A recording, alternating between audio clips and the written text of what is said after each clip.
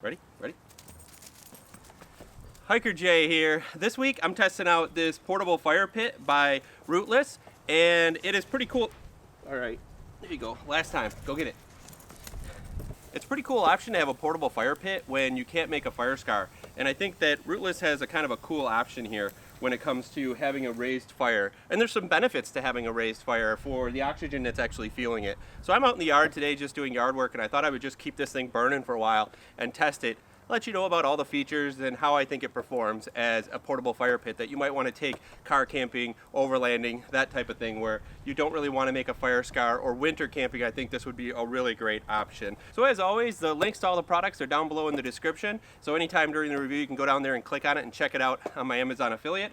And also, I want to let you know that Rootless did send me this portable pit, so they did send it to me for free. I'm not getting paid by them, but I do get to keep it. So I just want a full disclosure, let you know that. So obviously I got a fire going on this right now. I've had it going for about an hour, and I was just doing sticks and things around the house, but now I'm starting to put larger logs because I want to see how it holds up to those larger logs. One thing I like about the pit is that it's really small. It's the size of this box, and it has a nice bag that it comes in. And I'll show you here where I'm actually assembling it. So you basically just have this nice black bag that it's kept in. I'm going to see how much that smells like. Do you want to have it in the car after you use it, or is it something that you want to put outside your car? But you pull it out and you've got the legs here. So you want to make sure that all the legs are going in the same direction when you're actually folding it out. And next you want to actually put the stainless steel mesh out. Now it's got all these pins on the end that you stick into the actual legs. Now this is all stainless steel, and that's going to help it hold up to the heat. Now you just kind of take each one of these pins and you put it in the corners and kind of spread it out, and then it's sort of like a trampoline basically at the end. I thought about putting out a piece of cardboard first, but I just went with sticks on it, and I used a little fat wood to start it up, just because this is kind of damp sticks and twigs that I'm burning up in the backyard, so I wanted something that would get it going. So I have a little fat wood here that I lit, and then I'm actually starting the fire on with just little twigs. And I'll just keep adding sticks and twigs to it as I go through the day and let it burn, and then a couple hours later I'll let you know what my thoughts are on it. So basically I'm cleaning up the yard and burning a lot of sticks, and a lot of them are wet, but I wanted to add some larger wood on here to see how it can handle the weight and how sturdy it actually is. It seems to be holding up just fine. The thing that I found is, man, with this being mesh, it just feeds the air so well. It just gives it oxygen and then flames up, which is pretty nice, especially on a still evening. Right now it's a little windy, so I notice when it gets windy, of course it stokes up real good, but it also blows that smoke around. So I wouldn't want to use this in a heavy wind, but a normal windy day like today is perfectly fine. You can just see how it just fuels it as the air is just pulling through up underneath. So I've got a bunch of logs on here now, and some of them are wet, so it's not burning great. But I wanted to put weight on here to really see what it was like. Because, think about it, if somebody steps on the bottom here, what happens to it? People bumble around a campfire. This is in sand. I think that's actually pretty stable, but I just want to see around this side. So I do feel like if somebody hits it, it's going to hold up, but you can see the actual wood move. So I do think you have to be more careful with something like this than you would a traditional fire pit. But if you're really just having a fire out in the wilderness and staying around and using it for warmth, I think it's pretty cool, because the byproduct is the heat actually comes from down below and on top. That's pretty cool. You can put your feet right down here and get toasty, because down here I can see little bits of ash collecting. Maybe I'll get a shot of that.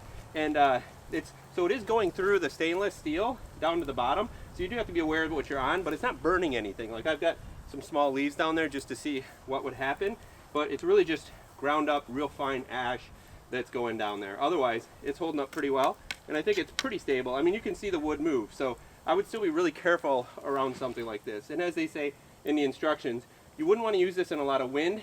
I don't know that it's for stability. I think it's for how the wind will whip the fire around, because it can actually the wind can get through here and feed the fire, which keeps it going better, which I really like, because this log is totally soaking wet, and it's already starting to burn because the flames are so intense down on the inside where I built the coals.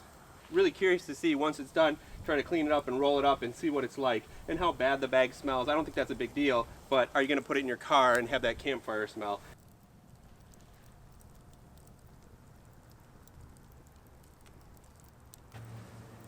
So we're getting down to some real coals now, and I'm going to let them keep burning down, and hopefully they'll get down far enough where I can dispose of it in my regular fire pit here. But one cool thing is like how now it's just coals, but it's like a radiated heat bubble. Even down here, man, if you were trying to dry your boots, you could put them right underneath here and they would dry out slower because it's not quite as hot. Like it's just nice and warm right there. Up on top, obviously, that's like really hot already, you know, right there, just really close.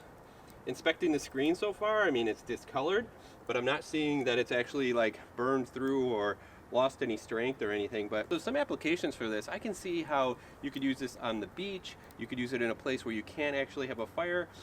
Winter for sure, just right on top of the snow.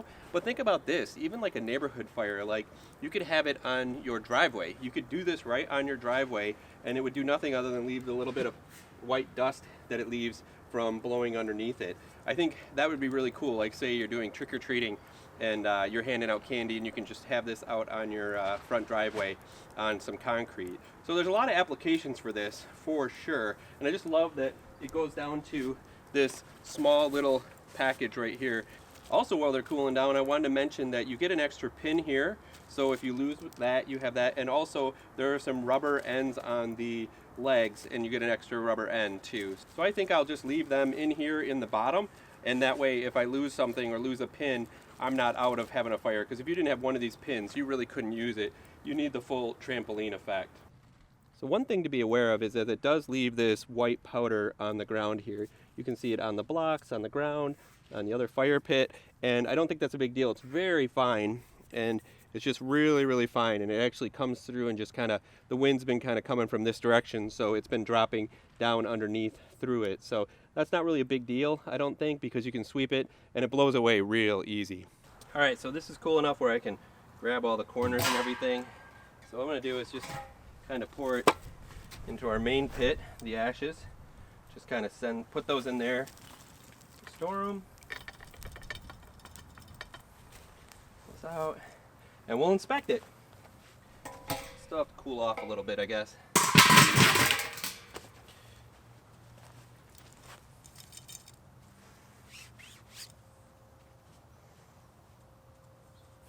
It cools down like right away. That stainless just like nice and cool right now. So I could wipe it off. I think what I'll do is I'll just kind of take this paper towel or any type of towel, kind of bust up the different areas where there's still ashes around it.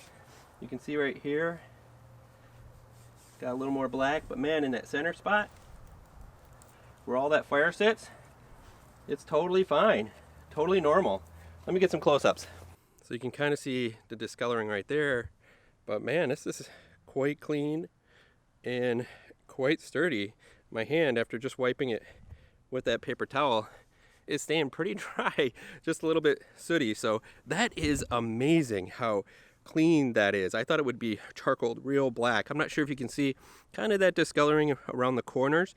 Not a big deal. The mesh is fully intact. So let's take it apart, wrap it up, and put it in its container, and I'll give you my final thoughts.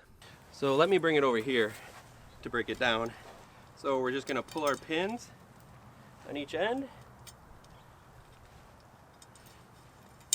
And here's our stainless screen. I guess it is stained in some ways, but still really nicely intact and held up really well. We'll see how well it rolls still. You can see a little bit of ash and things coming out of it as I roll it up, but held up really good. Let's check out the legs. Boy, the legs are no worse for wear at all. They're real sturdy, strong, no problem there. Put them in the actual bag here. I think what I'm gonna do is I'm gonna just wrap it around the legs. See how dirty my legs get when I roll it on here. Nothing, well, a little bit of soot. Not too bad. Put it in its container. You know, I wondered too, like, how bad this would smell in a vehicle. It doesn't have any smell, actually. The metal's not really holding the smell. It's not like it would be like a shirt that would hold the smell, I think. So that's pretty cool. And then they've got these magic, you can do however you want, but you can tighten it up so that it doesn't go anywhere. So there you go, nicely put away. Wow, I'm pretty happy with this. Let me know what you think in the reviews. Now, what I'm going to do is I'm going to use this some more, and I'll pin a comment to the top of how it's holding up over multiple uses. I'd like to do that for you so you can kind of know how it's going to hold up. But for one use that was 2.5 hours long, burning a bunch of wet sticks, large logs, held up just fine, and it's ready to go for the next trip. That's pretty cool, and it's really not that big, which is easy to pack, to put behind a car seat or something. Let me know what you think. Do you think a portable fire pit like this would be pretty cool or not? Put it down in the comments. And as always, you can check it out on the link down in my description. Till next time, just remember, life's a hike, so hike happy. And take a little portable fire pit by Rootless.